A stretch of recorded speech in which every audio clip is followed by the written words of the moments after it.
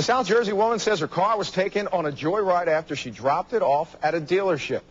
Doug Schimel, live in Maple Shade, Burlington County, with the details for us. What kind of joyride are we talking about here, Doug? Well, I don't know. You can tell by this 2005 Corvette that Kathy Borton takes her cars pretty seriously.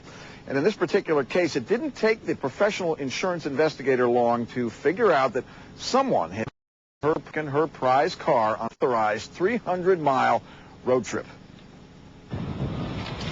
Sometime between the time it left the body shop and the time it got to the service shop, it disappeared. Kathy Borton's $50,000 treasure had been dropped off at her regular Corvette dealer for minor body work.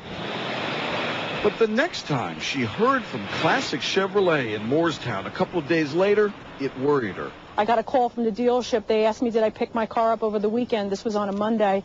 I said no, and they said they couldn't find it in the parking lot. I told them to go check again.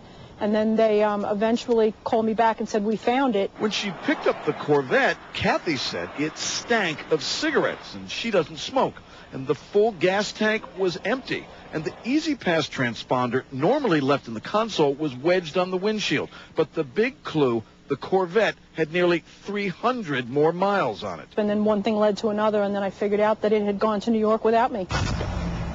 Kathy's Easy Pass account showed someone took the Corvette on the New Jersey Turnpike, went through the Lincoln Tunnel into Manhattan, and brought the car back roughly 12 hours later. When I found out the events, I was certainly shocked. At Classic Chevrolet, GM Brian Brumell said this was the first time something like this had happened. We interviewed the employees. We talked to them certainly about the type of cigarettes and things like that. We had a group meeting. We're just not sure exactly what happened.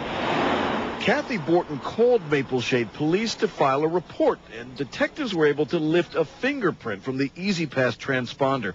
As someone who has bought 6 cars from Classic Chevrolet, Kathy says she is not out to get the dealership.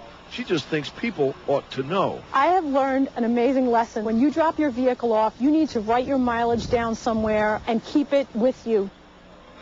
Well, police say, assuming they're able to identify a suspect in this case, technically they can't be charged with theft because they brought the car back, but they can still face serious charges for the unauthorized use of a motor vehicle.